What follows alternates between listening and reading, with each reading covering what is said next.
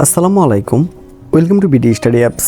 Hello প্রিয় শিক্ষার্থী, তো তোমরা যারা এসএসসি বিএমটি একাদশ শ্রেণীতে রয়েছো, আজকে ভিডিওটি তাদের জন্য। তো আমাদের আজকের টপিক হচ্ছে একতরফা দাখিলা পদ্ধতি। তো এই অধ্যায়ের একটি অঙ্ক, অর্থাৎ আমরা 7 অধ্যায় থেকে একটি অঙ্ক করবো আজকে। তো এর পূর্বেরগুলো তোমাদেরকে আমি দিয়ে ফেলছি, তো সেগুলো তোমরা হয়তো বা দেখে নিয়েছো। তো এভাবে ধাপে ধাপে প্রত্যেকটা ভিডিও সুন্দরভাবে দেখবে, তাহলে আশা করি তোমার পরীক্ষায় কোনো সমস্যাই হবে না। চলো শুরু করি আমাদের আজকের অঙ্কটি। জনাব কাজল একজন খুচরা ব্যবসায়ী।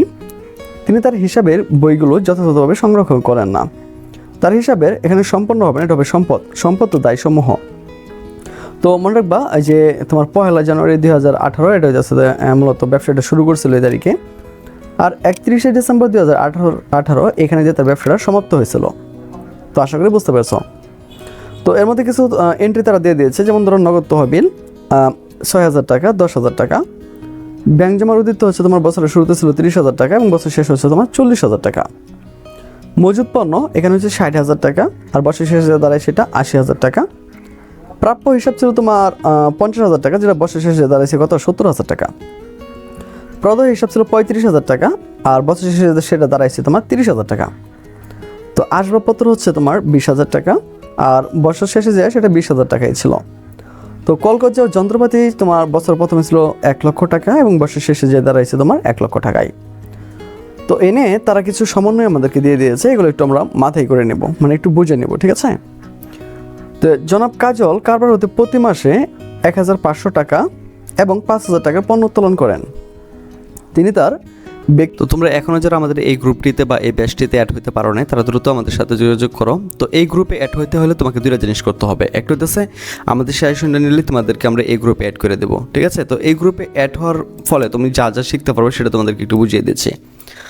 দেখো, এখান থেকে আমরা প্রত্যেকটা জিনিস সুন্দরভাবে বুঝিয়ে দিচ্ছি যে বাংলা ক্লাস নাম্বার 1, হ্যাঁ।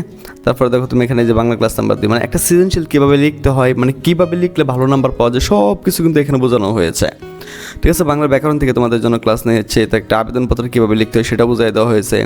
যে হিসাব বিজ্ঞান নিয়ে তোমাদের যত সমস্যা আছে, হিসাব বিজ্ঞান নিয়ে ক্লাসগুলো করার পরে আর কোনো সমস্যা থাকবে না, ঠিক আছে।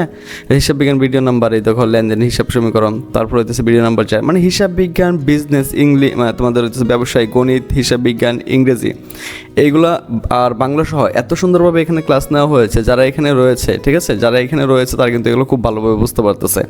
আর তুমিও যদি পরীক্ষা ভালো একটি ফলাফল করতে চাও, তাহলে সরাসরি আমাদের সাথে কন্ট্যাক্ট করো, আর আমাদের সাজেশন নিলেই তোমাদেরকে আমরা এই গ্রুপে অ্যাড করে দেবো। তো আশা করি বিষয়টা তোমাদেরকে বোঝাতে পেরেছে। তো যারা আমাদের এই গ্রুপে অ্যাড হতে চাও, মানে একটা মাত্র প্যারাগ্রাফ দিয়ে সকল প্যারাগ্রাফ কীভাবে লিখতে হয় সেটা তোমাদেরকে বুঝেছি, একটা মাত্র লেটার দিয়ে সকল লেটার কীভাবে লিখতে হয় সেটাও তোমাদেরকে বোঝানো হয়েছে এখানে। তো ফির ইংলিশ ভিডিও নাম্বার, এখানে গ্রামারগুলো তোমাদেরকে বোঝানো হয়েছে, তার পাঞ্চুয়েশন তোমাদেরকে বোঝানো হয়েছে, মানে সকল কিছু এখানে বোঝানো হয়েছে, হ্যাঁ। তো তুমি চাইলে কিন্তু এখানে অ্যাড হয়ে যেতে পারো। আর এখানে অ্যাড হওয়ার জন্য কিন্তু আমাদের কাছে অবশ্যই যোগাযোগ করতে হবে। সারা জীবন যদি এখানে রিকোয়েস্ট মানে রেখে দাও, তাও কোনো লাভ নাই। সহজ কথা হইতেছে, এটার জন্য তোমাকে আমাদের সাথে কন্ট্যাক্ট করতে হবে। ব্যক্তিগত তহবিল হতে কারবারের জন্য এখানে ব্যান ক্রয় করছেন 30,000 টাকা। আচ্ছা, তো অন্যান্য কি তথ্য দিচ্ছে আমরা একটু দেখে নিই। আসবাবপত্রের উপর 10% হারে এবং কলকাতা যন্ত্রপাতির উপর 5% হার অবশ্যই ধার্য করতে হবে। 2 নম্বর বলছে প্রাপ্য হিসাবের উপর 10% অনাদায় পাওনা সঞ্চিতি তৈরি করতে হবে। তার বলছে মূলধনের উপর অতিরিক্ত মূলধন ব্যতীত 5% হারে সুদ ধরতে হবে। মানে অতিরিক্ত মূলধন যেটা আনুক না কেন, ওটার উপর তোমার কোনো সুদ ধরতে হবে, মানে সুদ ধার্য করতে হবে না। যেমন ধরো যে ব্যাংকটা ব্যান করে করেছিল, এটাও কিন্তু একটা মূলধনের ভিতরে পড়ে, ঠিক আছে, কিন্তু এটার ভিতরে তোমাকে কোনো সুদ ধার্য করতে হবে না। তো এখানে তোমার করণীয় হিসাবে যেটা বলা হয়েছে সেটা বলছে 2018 সালে 31 ডিসেম্বর তারিখে সমাপ্ত বছরের জন্য লাভ লোকসান বিবরণী তৈরি করো। তো তোমাদেরকে মনে রাখতে হবে, তোমাদের যদি একতরফা থেকে এরকম কোনো অঙ্ক দেয়, লাভ লোকসান বের করার আগে তোমাকে প্রারম্ভিক মূলধন এবং সমাপনী মূলধনটা তোমাকে বের করে নিতে হবে। তো এর কিছু টেকনিক রয়েছে, সেটা হচ্ছে প্রাথমিক মোট সম্পদ, অর্থাৎ প্রারম্ভিক মোট সম্পদ থেকে তুমি যদি প্রারম্ভিক মোট দায়টা বাদ দিয়ে দাও, তাহলে কিন্তু তোমার প্রারম্ভিক মূলধনটা বের হয়ে চলে আসবে। আর যে প্রারম্ভিক সমাপনী মোট সম্পদ থেকে সমাপনী মোট দায়টা বের করে দাও, তাহলে কিন্তু তোমার সমাপনী মূলধনটা বেরিয়ে আসবে। তো আশা করি তোমরা বুঝতে পেরেছ। তো আমি এখানে লিখেও দিলাম যে মনে রাখতে হবে এই টাইপের অঙ্কগুলো করতে হলে প্রথমে প্রারম্ভিক ও সমাপনী মূলধন বের করে নিতে হবে। তো এখন আমরা সেটাই করব, চলো শুরু করি। তো এই জন্য আমরা যেটা করবো, এভাবে একটু গড় করে ফেলবো যে জনাব কাজলের প্রারম্ভিক ও সমাপনী মূলধন নিয়ে নয়। তোমরা ইচ্ছা করলে এই সম্পত্তির সময় এই পাশে লিখতে পারো, দায় সময় এই পাশে লিখতে পারো, এটা তোমার ব্যক্তিগত ব্যাপার, এটার জন্য কোনো প্রবলেম হবে না। তো এবার আমি দায় সমূহ লিখলাম, এবার আমি সম্পত্তি সমূহ লিখলাম। তো দায় সমূহ দেখো, প্রদেয় হিসাব কোনটা, এই যেটা বছরের প্রথম ছিল তোমার 35,000 টাকা, শেষ হচ্ছে তোমার 30,000 টাকা। তো এই দেখো 35,000 30,000 করে দিলাম।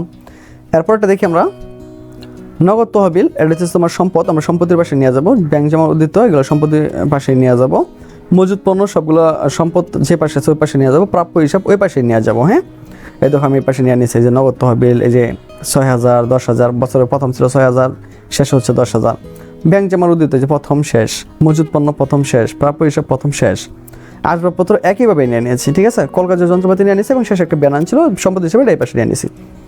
এখন আমরা যেটা করব, এই যে সবগুলো আছে না, সবগুলোর আমরা এই পাশে অ্যাড করব, মানে সবগুলো যোগ করে আমরা এনে নামাই দেবো, আর এই সবগুলোর যোগ করে আমরা এই পাশে নামাই দেবো। তো এখন কথা হচ্ছে, দেখো এ পাশে কিন্তু 2,66,000 হয়েছে, আর এ পাশে আছে 35,000 আর 30,000। এখন কি এ পাশে 2,66,000 হবে? হবে না তো। আর এটা মজার বিষয় হইতেছে, তোমরা জানো যে আমরা এই যে এ পাশে যেগুলো যোগ করে যেগুলো পাইছি, এই যে 2,66,000, এন থেকে আমি বিয়োগ করবো এই যে 35,000, বিয়োগ করার পরে আমার পার্থক্যটা আসছে 2,31,000। তো আমরা লিখবো মূলধন ও সম্পত্তি অধ্যায়, মূলধন আর কি সম্পত্তি অধ্যায়ের পার্থক্য। আমাদের ফেসবুক গ্রুপ হচ্ছে যেটা BD study apps by Abdullah, আর আমাদের ফেসবুক পেজ হচ্ছে যেটা বিডি স্টাডি অ্যাপস। তো এই যে প্রারম্ভিক মূলধনে যে এটা ছিল কি তোমার প্রারম্ভিক মোট সম্পদ। ঠিক আছে, মোট সম্পদ থেকে আমরা কি করবো, এই যে এই পদের হিসাবটা আছে না, এটা বাদ দিয়ে দেবো। বাদ দিলে যে পার্থক্যটা চলে আসছে 2,31,000 টাকা। তখন এটার সাথে তুমি এটা অ্যাড করো, তাহলে তুমি 2,66,000 টাকা পাই যাবে। ঠিক একইভাবে 3,50,000 টাকা থেকে তুমি বিয়োগ করবো হচ্ছে 30,000 টাকা। তো এটা তুমি যখন বিয়োগ করবা তখন কিন্তু তুমি অটোমেটিকলি এই যে দেখো 3,20,000 টাকা পেয়ে যাবা। অর্থাৎ এই যে টাকাটা থেকে এই টাকাটা বিয়োগ করবা, তাহলে তুমি এই টাকাটা পেয়ে যাবা। যদি এটার সাথে এটা যোগ করো তাহলে তোমার এই টাকাটা হয়ে যাবে। তো আশা করি তোমরা বুঝতে পেরেছো। তো এটা হইতেছে তোমার এটা হচ্ছে প্রারম্ভিক মোট সম্পদ, আর এটা হচ্ছে সমাপনী মোট সম্পদ, এটা প্রারম্ভিক মোট দায়, এটা হচ্ছে তোমার সমাপনী মোট দায়। তো তোমরা আশা করি বুঝতে পেরেছো। তো এইভাবেই তোমরা এটা বের করে নেবা। ওকে, তো এখন আমাদেরকে যেটা করতে হবে সেটা হচ্ছে আমাদেরকে লাভ লোকসান বিবরণীটা তৈরি করতে হবে। তো এটা আমরা কীভাবে তৈরি করব? তো প্রথমে লিখবো আমরা লাভ লোকসান বিবরণী 31 ডিসেম্বর 2018, এ পাশে লিখবো ডেবিট, এ পাশে লিখবো আমরা ক্রেডিট। এখন ওই যে মনে আছে এই যে প্রারম্ভিক মূলধন কত ছিল? প্রারম্ভিক মূলধন 2,31,000 টাকা। ঠিক আছে, 2,31,000 টাকা। তো এটার আমরা এ পাশে নিয়ে আসবো, এই 2,31,000 টাকা নিয়ে আসছি। অতিরিক্ত মূলধন, তো অতিরিক্ত মূলধন কোনটা? এই যে সে যে 30,000 টাকা দামের একটা ভ্যান গাড়ি ক্রয় করে দিয়েছিল, এইটা হচ্ছে অতিরিক্ত মূলধন। তো এটারে আমরা কী করবো, এ পাশে নিয়ে আসবো। এই যে অতিরিক্ত মূলধন কত? 30,000 টাকা। আগে আমি একটা শেষ করি। হ্যাঁ, আগে এই ডেবিট পাশটা শেষ করি। তারপর হচ্ছে অনাদায়ী পাওনা সঞ্চিতি। অনাদায়ী পাওনা সঞ্চিতি কোনটা? 7,000 টাকা তারা বলছিল না? অনাদায়ী পাওনা সঞ্চিতি ধরতে হবে, কোথায় জানি কথাটা বলছিল, এই যে প্রাপ্য হিসাবের উপর 10% অনাদায়ী পাওনা সঞ্চিতি ধরতে হবে। তো প্রাপ্য হিসাব কোনটা? যে 50,000 টাকা আছে, আবার 70,000 টাকাও আছে। ঠিক আছে, আবার তোমার বলছে কয় পার্সেন্ট ধরার জন্য? 10%। যেহেতু 10% এখানে ধরা হয়েছে, তো আমরা একটু দেখে নিই এখান থেকে। 10% ধরা হয়েছে অনাদায়ী পাওনা সঞ্চিতি, এই যে তোমার 7,000 টাকা। এটা কিন্তু টাকাটা ধরছে কোনটার উপরে জানো? 70,000 টাকার উপর ধরছে। এই প্রাপ্য হিসাবে এখানে 70,000 টাকা ছিল না, সমাপনীটার উপর ধরছে আর কি তোমার 10%। তো 10% 70,000 টাকার 10% যদি ধরা হয়, মানে তোমার যেটা সমাপনী আছে ওটার উপর ধরা হবে আর কি। 70,000 যদি 10% করা হয় তাহলে তো সে এখানে তোমার 7,000 টাকা পেয়ে গেছে, বুঝছো? আচ্ছা, এখন আমাদেরকে যেটা করতে হবে যে মূলধনের সুদটা আমাদেরকে বের করতে হবে। তো এখানে অবচয় নিয়ে নিতে হবে প্রথমে আমাকে। প্রথমে হচ্ছে আসবাবপত্রের 10%, খেয়াল করো। তাই আসবাবপত্র আমাদের কত ছিল বলো? 20,000 টাকা। 10% ধরলে তুমি পাইবা কত? 10% ধরলে তুমি পাইবা হচ্ছে 2,000 টাকা। কলকাতা যন্ত্রপাতির উপর আমাদেরকে এখন আবার সুদ ধরতে হবে।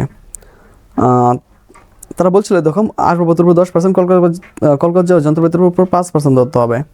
তো এখানে আছে তোমার 1 লক্ষ টাকা। তো 1 লক্ষ টাকা যদি আমরা 5% সুদ ধরি তাহলে আমরা কত টাকা পাবো দেখো? 5,000 টাকা। তো এই দুটোর আমরা যোগ করে আমরা এই করে নিয়ে আসবো। ঠিক আছে, এই দুটো যোগ করে রাখি আমরা এই করে নিয়ে আসবো। এখন নিট লাভ এই হিসাবগুলো আমরা পরে দেখবো। এখন আমাদেরকে সম্পদের পাশে চলে যেতে হবে। দেখো সমাপনী মজুদ 3,20,000 টাকা। সমাপনী মজুদ কত? 3,20,000 টাকা। এই যে এটা অঙ্ক, স্যার এটা কীভাবে হচ্ছে?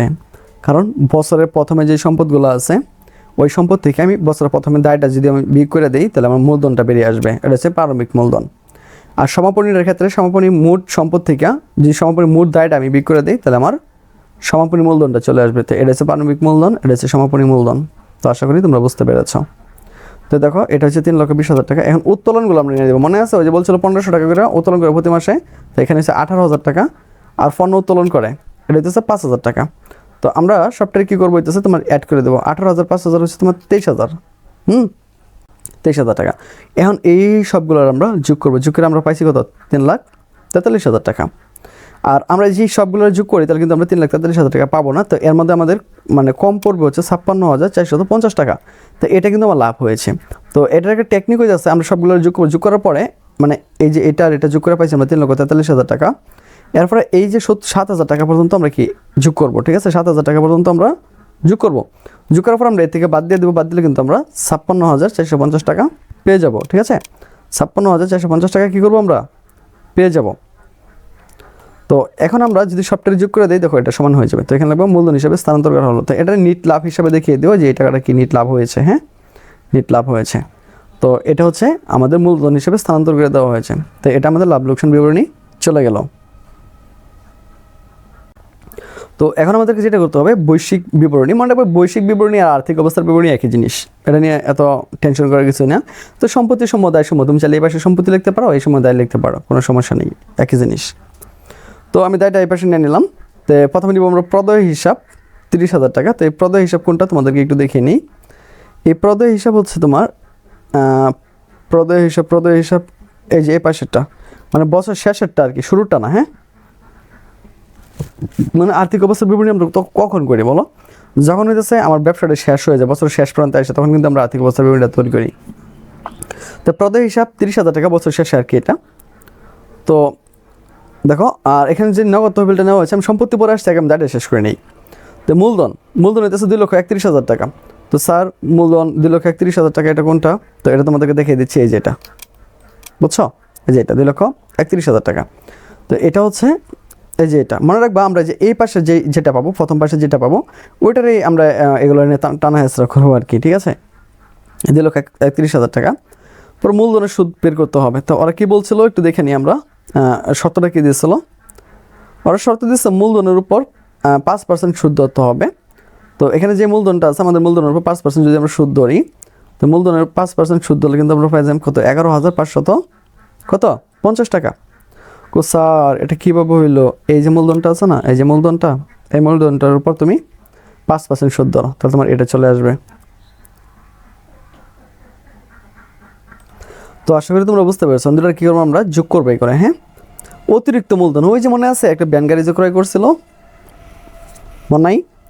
ওকে, একটু দেখিয়ে দিই। হ্যাঁ, এই যে 30,000 টাকা ব্যান ক্রয় করছিল, তো এটা হচ্ছে অতিরিক্ত মূলধন। তো আমরা এটার সাথে কি আমরা অ্যাড করে দেবো। তো এখন টোটাল হচ্ছে কত 2,72,750 টাকা।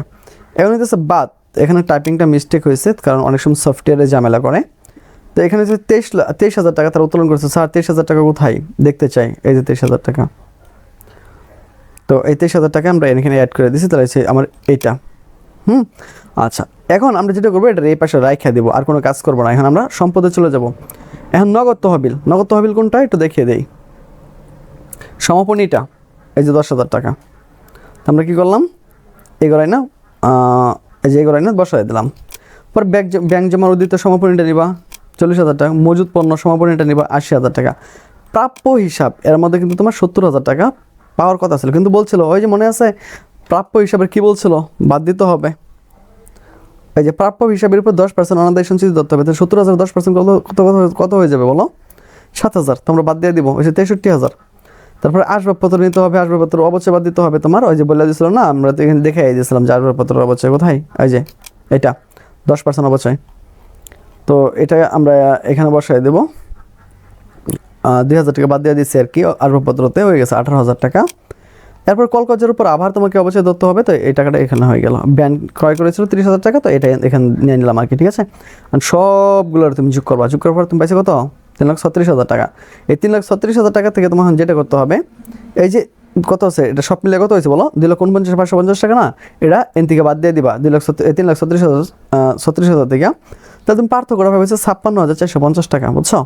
তারপরে নিট লাভ, তো এটার এখানে নিয়ে আসবা, এটার এই করে নিয়ে আসবা। এগুলো নিয়ে আসার পরে তুমি যদি এখন এই যে প্রদেয় মূলধন হিসাবে, প্রদেয় হিসাবের সাথে যদি তুমি এই টাকাটা যোগ দাও, যোগ করার সাথে সাথে কিন্তু তোমার এই টাকাটা হয়ে যাবে। তো এটা ছিল কিন্তু আমাদের বৈশ্বিক বিবরণী বা আর্থিক অবস্থার বিবরণী। তো আমি তোমাদেরকে বলবো যে অবশ্যই ভিডিওটি তোমরা 2-3 বার দেখে নিও, তাহলে আর কোনো সমস্যা থাকার কথা না। আর যদি কোনো সমস্যা থাকে অবশ্যই কমেন্ট করবো, আমি পরবর্তীতে এই বিষয় নিয়ে আরেকটা ভিডিও করে দেওয়ার চেষ্টা করবো। তো আজ এখান থেকে বিদায় নিচ্ছি, কথা হচ্ছে আবার একটা নতুন ভিডিওতে। সে বন্ধু সকলে ভালো থাকো, সুস্থ থাকো। এবং সাথে থাকে বিডি স্টাডি অ্যাপসের।